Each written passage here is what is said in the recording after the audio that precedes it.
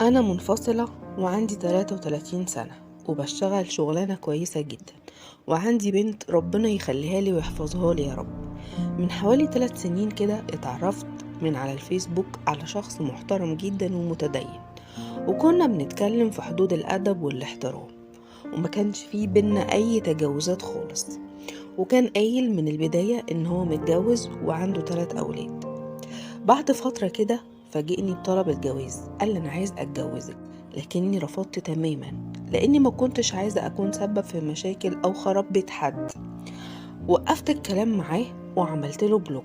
فضلت فترة طويلة جدا مش بكلمه خالص، بس بعد فترة حسيت إن هو وحشني ومحتاج إن أنا أتكلم معاه. بعد مدة كده فكيت البلوك ورجعنا نتكلم تاني، ولقيته بيلح عليا قوي إن هو عايز يتجوزني. بس لما انا خلاص قربت ان انا اوافق، لقيت بيقول لي الجواز هيبقى في السر من غير ما اهلي ما يعرفوا او حتى اهله او مراته، بحجة بقى ان هو بيحبني ومش عايز مشاكل مع عيلته ومش عايز مراته تعرف حاجة زي كده، عشان لو عرفت هتبقى مشكلة كبيرة جدا، لان هو متأكد ان هي هتطلب الطلاق او هتخليه يطلقني اجباري. انا بقى بصراحة اتصدمت ومش فاهمة ازاي شخص متدين يطلب جواز بالشكل ده. هل فعلا ده حب واحترام ولا مجرد محاولة ان هو يعيش علاقتين من غير ما يتحمل مسؤولية او يواجه الحقيقة؟ انا محتاجة رأيكم.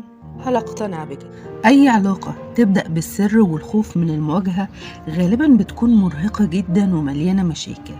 الراجل اللي عايزك بجد هيدخل البيت من بابه ويكون واضح وصريح قدام الكل، مش يطلب منك تعيشي في الخفا.